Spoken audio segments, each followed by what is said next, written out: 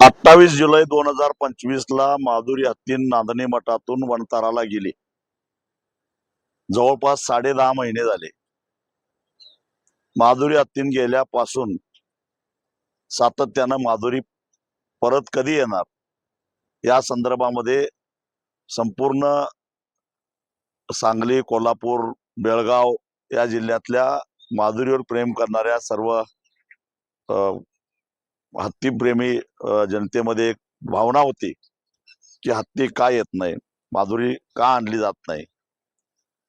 खर तर 3 ऑगस्टला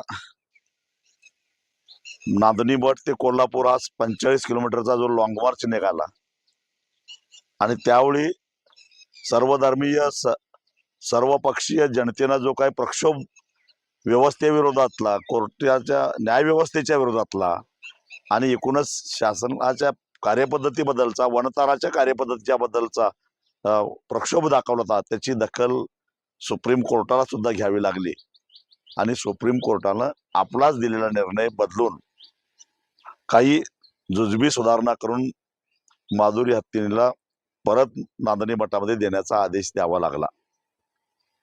आणि त्या ज्या सुधारणा आहेत त्या सुधारणा करायला अनेक तांत्रिक अडचणी येत होत्या आणि त्या तांत्रिक अडचणी येत असल्यामुळं पुन्हा एक मोठी अस्वस्थता निर्माण झालेली होती.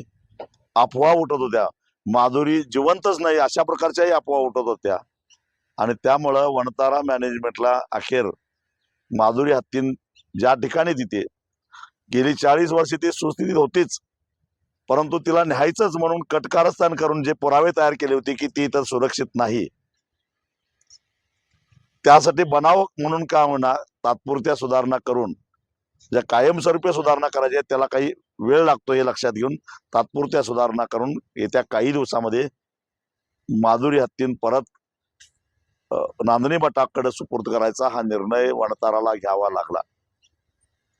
आणि एक प्रकारे जनतेच्या रेट्याचा काय फरक पडतो हे यातून सिद्ध झालेलं आहे. माधुरी हत्तीन परत येणार आहे ते सर्वसामान्य जनतेच्या रेट्यामुळं.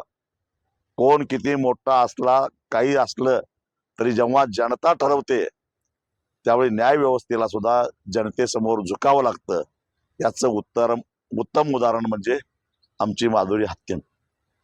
लहान बाळापासून ते वृद्धापर्यंत सगळ्यांच्या गळ्यातली ताईत असणारी माधुरी 11 महिन्याच्या प्रतीक्षेनंतर काय होणार पुन्हा नांदणीमध्ये येणार आहे याचा निश्चितच आम्हाला आनंद आहे.